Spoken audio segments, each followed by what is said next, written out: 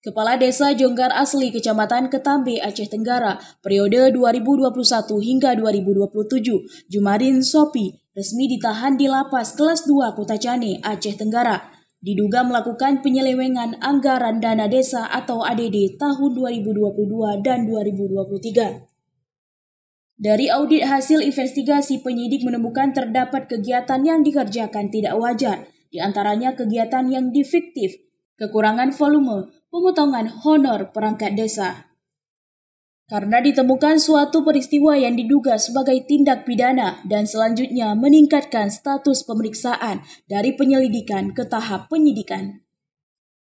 Akibat perbuatan jahat yang dilakukan oleh oknum Kepala Desa Jonggar Asli Kecamatan Ketambe tersebut yang merugikan negara sebesar Rp637.490.000, atas perbuatannya disangkakan dengan pasal 2 ayat 1 Junto pasal 3 Undang-Undang Nomor 31 Tahun 1999 sebagaimana diberlakukan dengan Undang-Undang Nomor 20 Tahun 2001 Nomor 20 Tahun 2001 tentang pemberantasan tindak pidana korupsi dengan ancaman kurungan penjara maksimal 20 tahun. Bahwa pada hari ini tim penyidik Kejaksaan Negeri Aceh Tenggara telah melakukan penetapan terhadap tersangka JS karena berdasarkan alat bukti yang cukup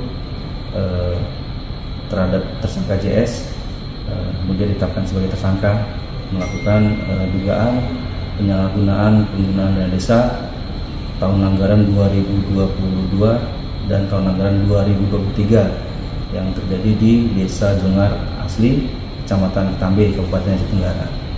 Dan saat ini setelah dilakukan penetapan tersangka, kemudian yang bersangkutan kita lakukan penahanan selama 20 hari. Itu kita lakukan penetapan penahanan di Lapas Kelas 2 Kota Cane. Seperti itu. Untuk terkait dengan temuan penyalahgunaan dana desa di Desa Jonggar tahun 2023, 2022 dan 2023 itu ada beberapa temuan, termasuk itu ada kegiatan yang fiktif, kemudian ada pemotongan honor ya, pelaksana kegiatan, dan ada beberapa item-item yang kelebihan pembayaran ataupun kerjanya tidak sesuai. Perhitungan sementara kita sekitar 600 jutaan dan saat ini kita sudah meminta bantuan perhitungan kerugian negara pada auditor di Inspektorat Kabupaten Aceh Tenggara dan kita menunggu hasil auditor dari Inspektorat Kabupaten Aceh Tenggara.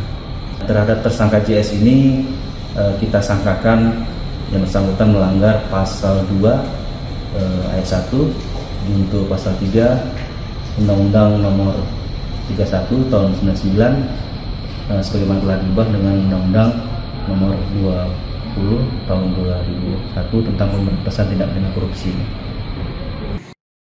Dari Aceh Tenggara, tim liputan melaporkan untuk Puja TV.